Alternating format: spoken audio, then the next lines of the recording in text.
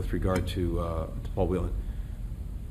First, back in July, I made public what had been going on in private for some time, persistent efforts to secure the release of both Brittany Griner and Paul Whelan. I spoke directly to Foreign Minister Lavrov. At the time, we've had numerous engagements ever since on the basis of the substantial proposal that we had put on the table, and then different permutations as we worked back and forth with the Russians. The presidents had established a channel to do this. We've been engaged in it ever since. We followed up on the initial proposal, as I said, looking at different ways to get this done. And by get this done, I mean bring both Brittany and Paul home. And as I said a few moments ago, this was not a choice about which American to bring home.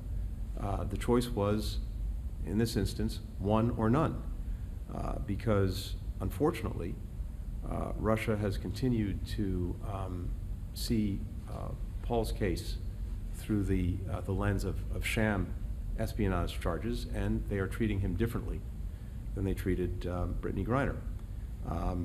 We've made every possible offer available to us thus far to secure Paul's release, but in this moment, there was no way to bring him home along with Brittany. Again, this was the same situation that we faced back in April. We got Trevor Reed home. We wanted to bring Brittany and Paul home at the same time. In that moment, we were not able to do so. In this moment, we were not able to secure Paul's release. But going forward, we remained absolutely determined to do that. And we will continue to engage the Russians on Paul, and we'll continue to look at everything possible to bring him home. But again, we didn't want to lose the opportunity today to secure the release of one of them. We've had the opportunity to speak directly to Paul Whelan over the last 24 hours.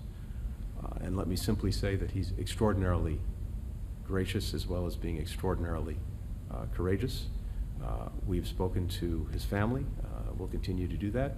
And we'll continue to work very closely with him in the effort that will not cease until Paul is home.